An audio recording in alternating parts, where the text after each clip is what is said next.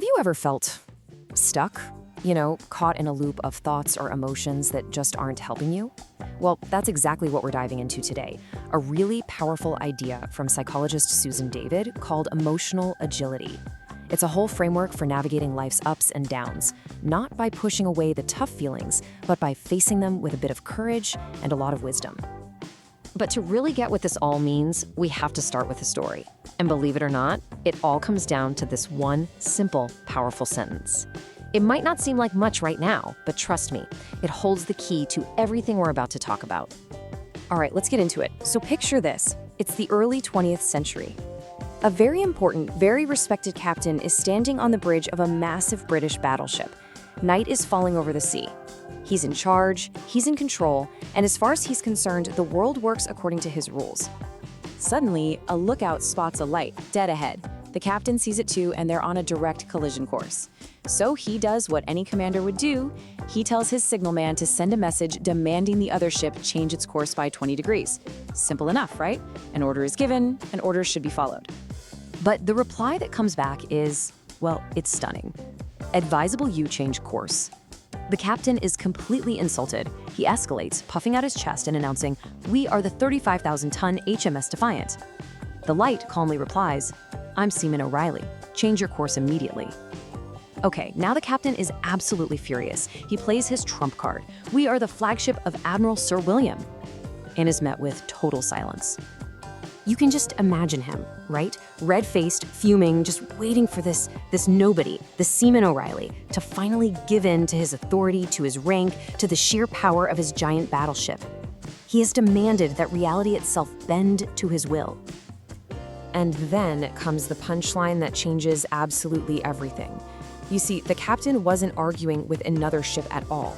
He was arguing with an immovable reality. He could scream, he could rage, he could issue all the orders he wanted, but that lighthouse was not going to move. He was the one who had to change course. So why am I telling you this story? Well, that stubborn captain, that's us. Yep, that's every single one of us whenever we get stuck inside our own heads. We all have an inner battleship. Just like that captain, we treat our own difficult thoughts and painful emotions like they're an oncoming light. We see them as a threat on a collision course, and we try to command them to change course. We tell our anxiety to just go away. We order our self-doubt to just shut up. We're basically standing on the bridge shouting at our own internal lighthouses. Susan David has a name for this. She calls it getting hooked. It's that moment when we get snagged by these internal experiences. We buy into their stories without question, and we let them steer the ship, often right onto the rocks and away from the life we actually want to be living. Just think about it for a second. When has a feeling of anger or guilt or insecurity made you act in a way you regretted later?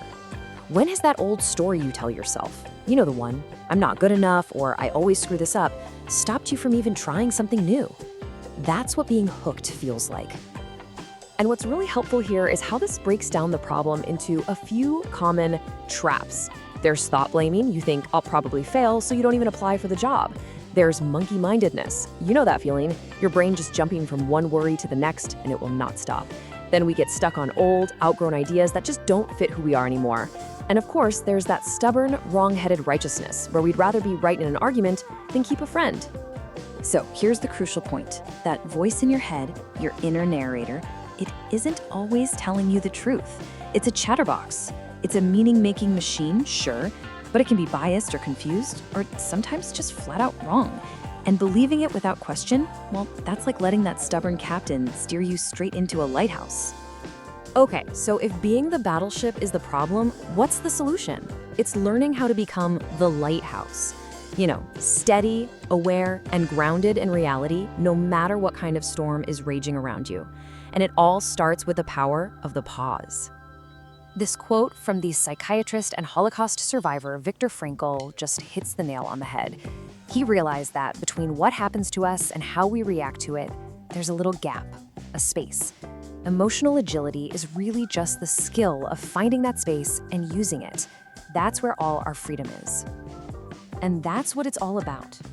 Emotional agility isn't about forcing yourself to feel happy all the time. It's about being present with all your feelings, without letting them be the boss of you. so that you can choose actions that align with your values, with the person you truly want to be. All right, this sounds great in theory, right? But how do we actually do it in the real world? Well, Susan David gives us a really clear 4-part framework, a practical roadmap for getting unhooked. So the whole process has 4 key movements. First up is showing up.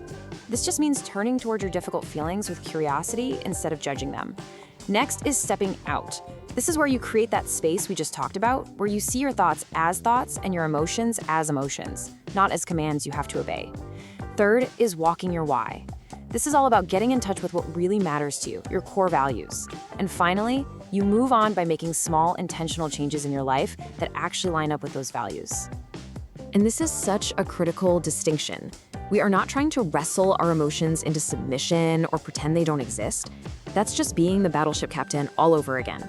The real goal is to acknowledge them, see what they might be trying to tell us, and then choose to act based on our values, not just on whatever feeling is showing up in the moment.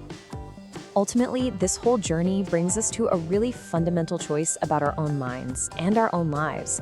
Who is actually running the show here? Oh, I love this metaphor. When we're hooked, we feel like a single pawn on a chessboard, right? We have these limited, predictable moves. But emotional agility lets you zoom out and see that you are not the piece.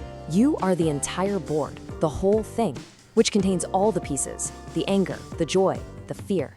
And you get to decide how the game is played. And that's really the question that this leaves us with, isn't it? Are you being pushed around the board by your own thoughts and feelings? Or are you the one who is consciously, thoughtfully, and courageously choosing your next move? Emotional agility is what gives you the power to decide.